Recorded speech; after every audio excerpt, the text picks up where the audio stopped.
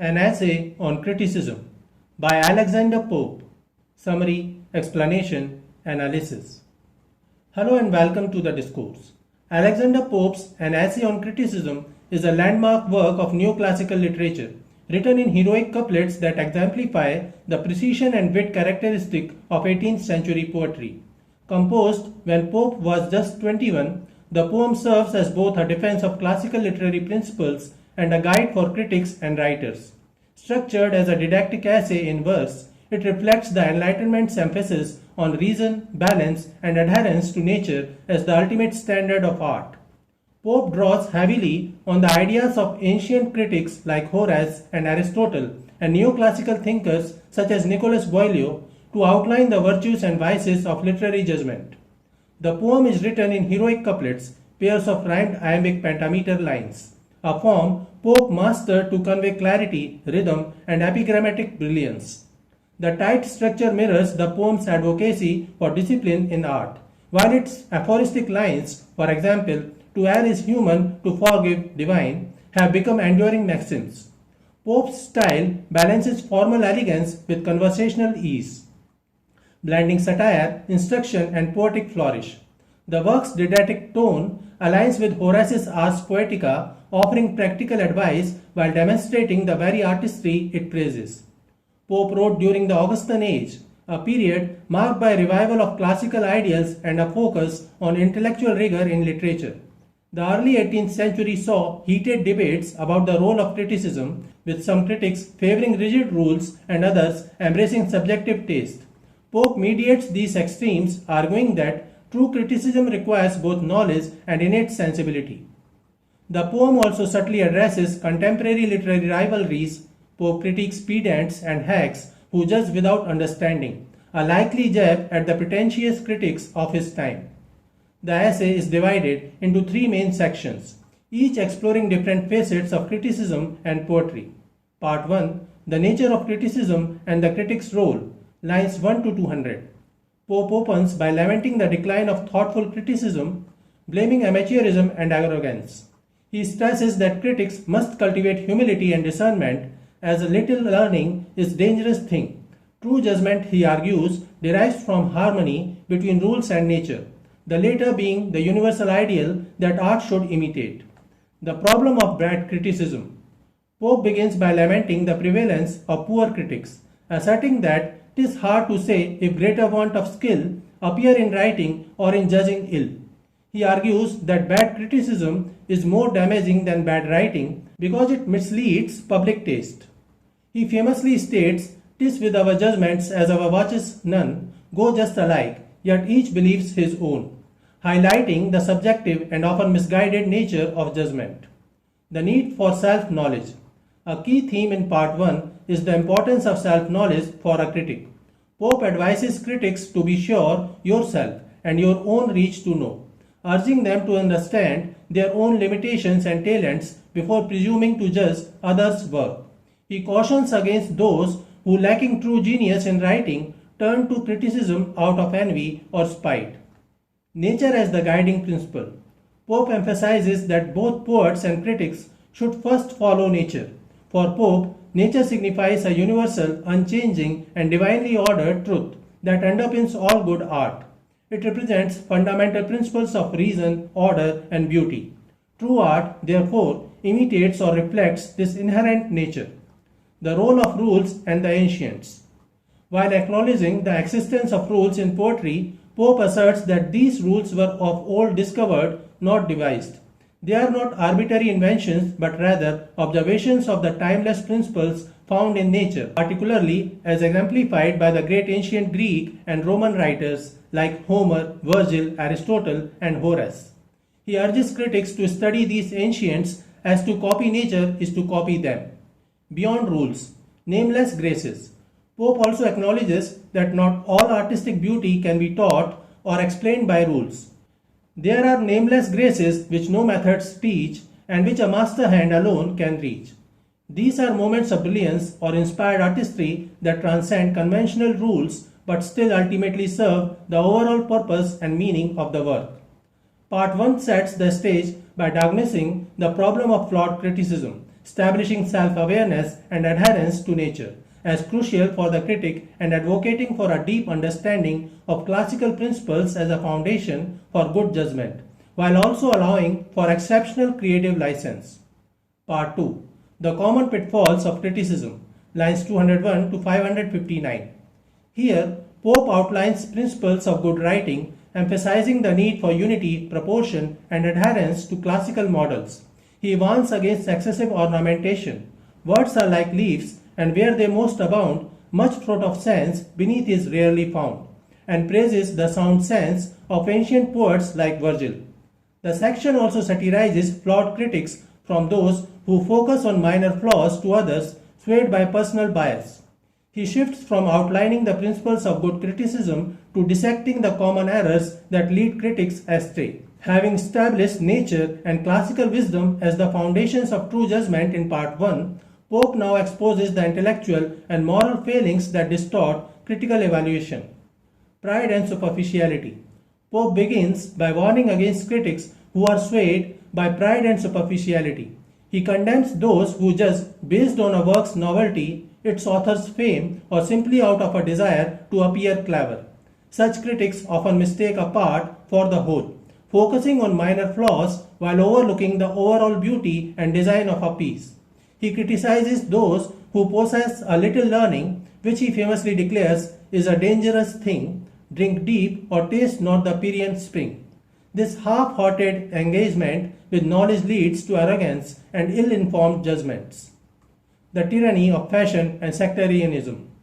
A significant portion of Part 2 is dedicated to criticizing critics who are slaves to fads and fleeting tastes.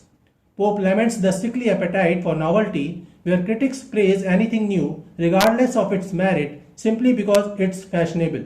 He denounces the ignorant applause given to some vile antithesis or some quaint conceit, rather than appreciating genuine thought and substance. This leads to neglect of enduring works in favor of ephemeral trends. He also targets those who are excessively devoted to specific sects or schools of thought, unable to appreciate art that falls outside their narrow definition. The limits of rules and pedantry. Pope then addresses the issue of critics who judge by rules alone, without spirit or understanding. He argues that while rules are important, they are derived from nature, not the other way around. Blind adherence to nicer rules can stifle true genius and prevent critics from appreciating the nameless graces and divine inspiration in a poem. He warns against mechanic critics who dissect poetry with pedantry, missing its holistic effect. Such critics, like physicians, kill the patient while they aim to cure the ill. Bias and personal prejudices. Pope further exposes critics whose judgments are dictated by personal biases and prejudices. He attacks those who judge based on the author's reputation, social standing, or even their personal acquaintance.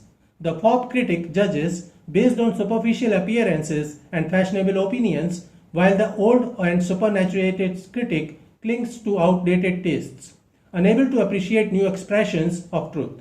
Envy and flattery also poison criticism, as some critics either attack out of spite or praise dishonestly to curry favor. Nationalism and abuse of wit. The dangers of national prejudice also receive Pope's attention. He observes how critics often favor works from their own country, blindly dismissing the contributions of other cultures. This narrow-mindedness prevents a true appreciation of universal beauty and wisdom. Finally, Pope critiques the irresponsible use of wit and satire. While acknowledging the power of wit, he warns against its misuse in criticism, where it can become a tool for malice and destruction rather than constructive evaluation.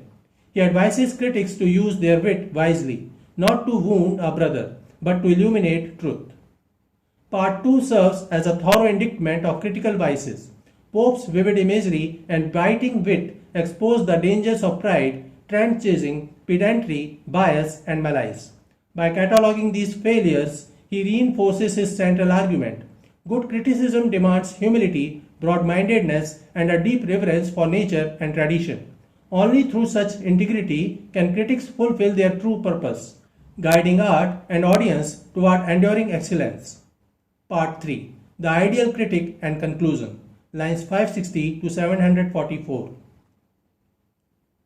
The final section moves from a critique of bad critical practices covered in part 2 to a more positive and prescriptive discussion of what constitutes an ideal critic. Having laid out the foundations of good taste and the common errors that corrupt it, Pope now paints a portrait of the virtuous critic and concludes with a historical overview of literary criticism. Pope begins part 3 by emphasizing the moral and intellectual virtues required of a good critic. He argues that a critic must possess integrity, being honest and impartial in judgment, free from personal bias or the desire to flatter or offend. Humility is another crucial quality, as a true critic understands the limits of their own knowledge and avoids dogmatism. He famously states, "Fools rush in where angels fear to tread," cautioning against arrogant pronouncements without deep understanding. Furthermore, the ideal critic must exhibit courage, daring to speak truth even when it's unpopular, and resisting the pressures of fashionable opinion or the influence of powerful figures. They should also possess tact and discretion, knowing when and how to offer criticism, aiming to instruct and improve rather than merely to wound. Pope advises against the critic being too proud to learn, stressing the continuous need for growth and self-improvement. Pope then addresses the social responsibility of the critic. He sees the critic not as a destroyer but as a guide, whose purpose is to enlighten and cultivate public taste. A good critic helps distinguish genuine merit from fleeting fads, thereby preserving the lasting works of arts and cultivate public taste. A good critic helps distinguish genuine merit from fleeting fads, thereby preserving the lasting works of art and discouraging the proliferation of mediocrity. They act as a public censor in the best sense, promoting order and excellence in the literary world. He also touches upon the importance of candor and generosity in criticism. Critics should be quick to praise genuine talent and slow to condemn, understanding the labor and genius involved in creating art. Envy, a common fault among critics, is particularly condemned as it blinds one to true merit. The later part of part 3 provides a brief history of literary criticism, tracing its lineage from the ancient Greeks and Romans.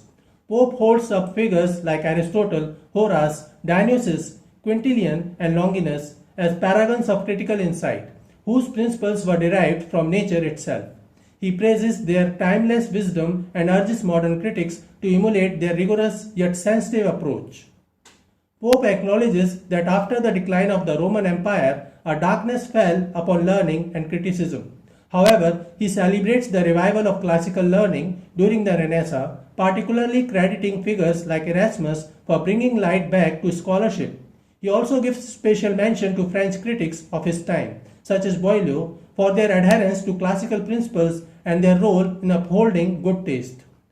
The poem concludes with a personal touch as Pope expresses gratitude to his friend and mentor William Walsh, a poet and critic who recognized Pope's early genius and encouraged his poetic pursuits. This personal tribute underscores the value of discerning and supportive criticism in nurturing talent. Part 3 of an essay on criticism culminates in Pope's vision of the ideal critic, a morally upright, intellectually humble, courageous, and discerning individual who, guided by the timeless wisdom of the ancients and nature, strives to elevate literary standards and enlighten the public, serving as a beacon of good taste and judgment in the world of letters. An essay on criticism remains a foundational text in literary theory, articulating principles that resonate beyond its era. Its advocacy for balance, its critique of vanity, and its celebration of nature and reason continue to inform discussions about art and judgment. Beyond its theoretical insights, the poem is testament to Pope's virtuosity, proving that profound ideas can be conveyed with both rigor and grace. So this is it for today. We will continue to discuss the history of literary criticism. Please stay connected with the discourse. Thanks and regards.